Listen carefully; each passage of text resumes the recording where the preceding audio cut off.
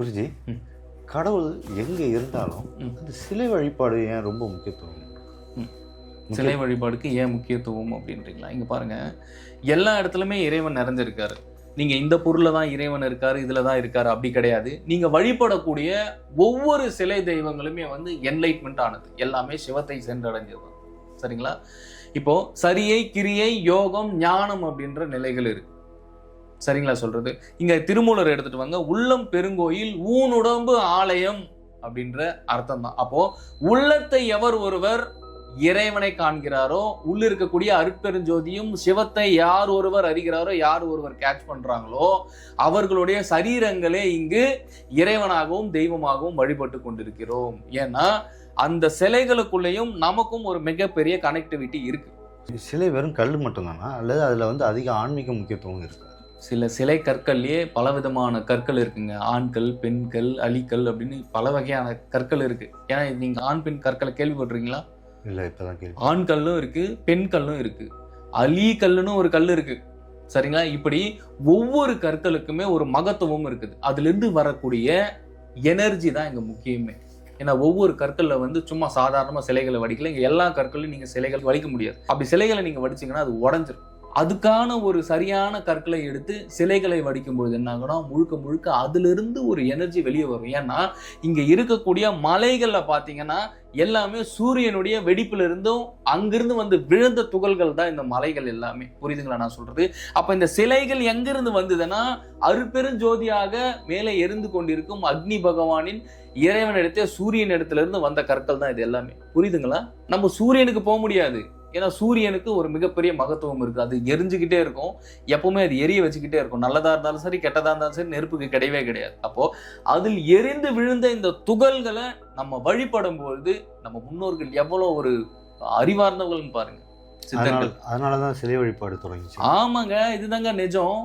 எல்லாருமே வந்து சிலைகளை வழிபடக்கூடாது, சிலைகளை தொடக்கூடாது அப்படி கிடையாது. இந்த சிலை எங்கிருந்து வந்துச்சு? இது சூரியனுடைய வெடிப்பிலிருந்து அங்கிருந்து பிளந்து கொண்டு வந்தது இது. அப்போ இதை நம்ம வழிபடும் போது நேரடியாக அதிலிருந்து வரக்கூடிய உஷ்ணமும் அதிலிருந்து வரக்கூடிய ஆற்றலும் நம்முடைய ஆன்மா உள்வாங்க ஆரம்பிக்கும். அப்ப நம்மளுடைய ஆன்மா அந்த சிலை வழிபாடுலையும் சிலையிலிருந்து வரக்கூடிய சக்தியை நம்மளுடைய உடல் இழுக்கும் போது முழுமையாக ஒரு எனர்ஜி ஃபார்ம் ஆகும். அப்போ ஒவ்வொருவருடைய உள்ளமும் இறைத்தன்மை அடையணும், ஒவ்வொருவருடைய எண்ணங்களும் அங்கே குறைய ஆரம்பிக்கும். ஆனால் அதீதமான சக்தி அங்கிருந்து கிடைக்குமானா கிடைக்காது. ஏன்னா கோவில்கள் வந்து ஒவ்வொருவருடைய மனநிலையும் ஒழுங்குபடுத்துவதற்கான ஒரு முதல் படி. சரிங்களா? ஆனால் தவம் அப்படி கிடையாது, தியானம் அப்படி கிடையாது. முழுக்க முழுக்க முழுக்க தன்னை இறைவனிடத்தே உணர்ந்து முழுமையாக தன்னுக்குள்ள இருக்கும் கடவுளை அறிந்து உணர்ந்து மோட்சம் முக்திக்கு செல்வதுதான் உண்மையான இறை வழிபாடு. குருஜி, நீங்க சொன்னீங்க சிலைகள் உள்ள ஆற்றல் எல்லாமே ஒரு ஒரு கல்லுக்கு உள்ள பவர் சொன்னீங்க. அதே மாதிரி நம்ம சிலைகளே இல்லாம வழிபட்டா அதே ஆற்றல் நமக்கு கிடைக்குமா? அதை விட அதிகமாக கிடையாது. ஏன்னா சிலைகள் இருந்து வரக்கூடியது ஒரு அளவுக்கு நமக்கு வரக்கூடிய ஒரு எனர்ஜியும் ஒரு ஃப்ரீக்குவன்சியும் தான். ஆனா நீங்க சிலையை அங்க வச்சு வழிபடுறது விஷயமே கிடையாது. ஆனா சிலை பக்கத்துல விளக்கு வச்சிருப்பான் நம்மால், பார்த்துருக்கீங்களா? நீங்க அதை செய்யக்கூடியது அருட்பெருஞ்சோதி வழிபாடு தான். ஏன்னா ஒரு கோயில் கர்ப்ப கிரகத்துக்கு நீங்க போனீங்கன்னா பக்கத்திலேயே அந்த ரூம்ல பாத்தீங்கன்னா ஃபுல்லாவே ஒரு இருட்டிலேயே போட்டு வச்சிருப்பாங்க. கவனிச்சிருக்கீங்களா?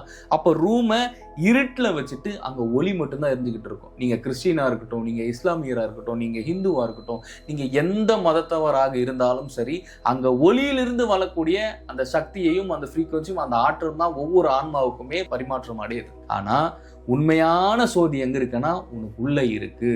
எங்கன்னா உன்னுடைய சுழிமுனையில இருக்கு, அதாவது உன்னுடைய நடுநாடியில இருக்கு. அந்த ரகசியத்தை நீ ஒரே ஒரு முறை நீ பிடிச்சிட்டனா, நீ ஒரே ஒரு தடவை அந்த சோதியை நீ பார்த்துட்டா உனக்கு பிறவியே கிடையாது, உனக்கு பிறப்பே கிடையாது, உனக்கு மரணமே கிடையாது. இதைதான் திருமூலர் சொல்றாரு, ஒளியை அறியில் உருவும் ஒளியும், உருவும் ஒளியும் அறியில் உருவாம் அப்படின்றாரு. எவர் ஒருவர் தனக்குள் இருக்கும் ஒளியை பிடிக்கிறாரோ, எவர் ஒருவர் தனக்குள் இருக்கின்ற சோதி சொரூபத்தில் தன்னை சரணாகதி அடைந்து ஈசனிடத்தில் தன்னை அர்ப்பணிக்கிறாரோ அவருக்கு பிறவியே கிடையாது, அவர்களுக்கு மரணமே கிடையாது. அதுதான் என்டையர் சமாதி நிலை. நேரடியாக சிவபெருமானிடம் தன்னை அர்ப்பணித்து இறைத்தன்மைக்கும் கடவுள் தன்மைக்கும் போகக்கூடிய ஒரு மகா சூட்சமம் தான் இது. இதுதான் பிரம்மயோகம் ஒவ்வொருத்தருக்குமே சொல்லி கொடுத்துட்டு.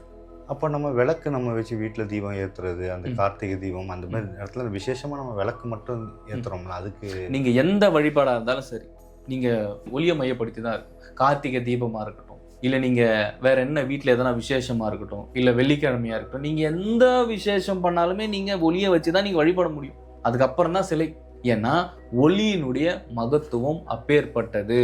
ஏன்னா ஒளிக்கு உன்னுடைய வாழ்வில் ஒளி ஏற்றக்கூடிய சக்தியும் இருக்கு, உன்னுடைய வாழ்க்கையில் ஒரு பேரொளி ஏற்றக்கூடிய ஒரு மகத்துவம் சக்தியும் ஒளிக்கு இருக்குது. ஸோ ஒளி வழிபாடுன்றது அவ்வளோ சாதாரணம் கிடையாது.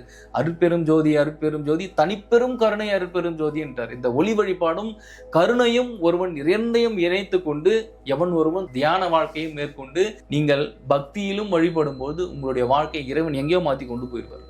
இது சும்மா கிடையாது. ஏன்னா ஒவ்வொருத்தருமே தவம் செய்யணும், யோகம் செய்யணும். வெளியே இருக்கிற ஒளியை உள்ளுக்குள்ளார கொண்டு வரணும். உள்ள ஆல்ரெடி ஒளி இருக்கு, ஆனா நீ வினைகளை பின்னாடி இங்க சுத்திக்கிட்டு இருக்க. அப்போ உள்ளுக்குள்ளார இருக்கிற ஒளி பிரகாசிக்கும் போது நீ ஞானம் அடையும். குருஜி, திருப்பி சிலை வழிபாடுகளே நான் வரேன். இப்போ சிலை வழிபாடுகள் நோக்கம் மனதை ஒருங்கிணைப்படுத்துதா இல்லை அதுக்கு அப்பாற்பட்ட காரணம் இல்லை? மனதை ஒருநிலைப்படுத்த கிடையாது, உன்னை ஒரு ஒழுங்குபடுத்துறதுக்கு தான் சிலை வழிபாடு. நீ கோவிலுக்கு போகிறது உன்னுடைய மனம்லாம் ஒருநிலையெல்லாம் படாது. மனம் ஒருநிலைப்பட்டுச்சுன்னா நீ வேற ஒரு ஜோனுக்கு போயிடும். மனம் ஒருநிலையெல்லாம் அங்கே படாது. ஆனால் உன்னை ஒழுங்குபடுத்திக்க ஒரு ஃபஸ்ட்டு ஸ்டெப்பு தான் கோவில். மற்றபடி அங்கே போகிறதுனால உன்னுடைய எண்ணங்கள் அடங்கிறதோ, மற்றபடி உன்னுடைய வாழ்க்கை வேற மாதிரி மாறிடுறதோ அப்படிலாம் நடக்காது. உன்னை ஒரு ஒழுங்குபடுத்தும். அந்த ஒழுக்கத்துக்காண்டி தான் நீ கோவிலுக்கு போகிற. அது நாளடைவில் என்ன ஆகும்னா, நீ இன்னும் இறைவனை வழிபட வழிபட வழிபட இறைவன் உனக்கு வேற மாதிரி ஒரு டைவர்ஷன் கொடுத்து தூக்கிட்டு வருவார். உனக்கு துன்பத்தை கொடுக்க ஆரம்பிச்சிருவார். ஏன் துன்பத்தை கொடுக்குறாரு இறைவன்? ஏன் துன்பத்தை கொடுக்குறாரு? இறைவனை நினைக்கிறதுக்கு தான் துன்பத்தை கொடுக்குறாரு. நீ துன்பம் இல்லைனா கடவுளை வழிபடுவியா? துன்பம் இல்லைனா இறைவனை நினைப்பியா? அப்போ இறைவன் நேராக உங்ககிட்ட குழந்தாய் அப்படின்னு பேசுவார்? அப்படிலாம் பேச மாட்டார். இறைவன் உன்னை துன்பத்தை கொடுத்து தான் தன் வசத்தை இழுப்பார், தன்னுடைய இடத்துக்கு இழுத்துப்பாரு. எப்படி இழுப்பார் அப்படின்னா, தவம் தியானத்தை மேற்கொண்டு என்னிடம் வா அப்படின்னு சொல்றதுக்கு உண்டான ஒரு வழிமுறையை உனக்குள்ள வகுத்து வைப்பார். ஏன் நான் இப்படி சொல்றேன்னா, நம்ம கோவிலுக்கு போயிட்டோம் அதனால நம்ம சூழல் மாறிடும் அப்படிலாம் கிடையாது. அங்கே போனால் இன்னும் ஒரு ஒழுக்கத்துக்கு நீ கொண்டு வர முடியும். ஏன்னா மனசு ஒழுங்கற்ற நிலையில இருக்கு. அது பல விதமாக வெளியே பயணப்படுது. பல கோணங்களில் உனக்கே தெரியாம புலன்கள் வழியா வெளியே போய் பீச்சிக்கிட்டு நாலா பக்கம் அடிச்சு தேவையில்லாத பிரச்சனைகளை இழுத்துக்கிட்டு வருது. அது அப்போ உனக்கு ஒரு மன நிம்மதிக்கும், நீ ஒரு மன அமைதியை தேடி நீ அங்கே போறன்னா உனக்கு ஒரு 5 நிமிஷம் 10 நிமிஷம் 1/4 மணி நேரம் 1/2 மணி நேரம் 1 மணி நேரம் தான் இருக்கும். அதுக்கு மேலெல்லாம் இருக்காது. ஏன்னா மனசு சாதாரணது கிடையவே கிடையாது. யார் ஒருத்தங்க தவ வாழ்க்கையை மேற்கொள்கிறாரோ, யார் தியானம் பண்றாங்க, உங்களை ரொம்ப நேரம்லாம் பண்ண சொல்லலை, முறைப்படி தீட்சை எடுத்து பயிற்சிகளை எடுக்கும் பொழுது முழுமையாக உங்களுடைய மனசு ஒருநிலைப்பட ஆரம்பிக்கும். அந்த ஒருநிலைப்படும் பொழுது உங்களுக்குள்ளார இருக்கிற அந்த மாயை எனும் இருள் நீக்கி உங்களுக்குள்ளார ஒரு பிரகாசம் பிறக்க ஆரம்பிக்கும். இதுதான் எக்ஸ்ட்ரீமான ஒண்ணு. அந்த பிரகாசத்தை நீங்க பார்த்துட்டீங்கன்னா உங்களுடைய வாழ்க்கை யாரு நினைச்சாலும் தடுக்க முடியாது, நீங்களே நினைச்சாலும் தடுக்க முடியாது. ஏன்னா இறைவன் என்ன வேணுமோ அதை கொடுத்துக்கிட்டே இருப்பாரு. நீங்க அதுக்கப்புறம் வேணாம் எனக்கு போதும் இறைவா அப்படின்ற அளவுக்கு கொடுத்துக்கிட்டே இருப்பாரு.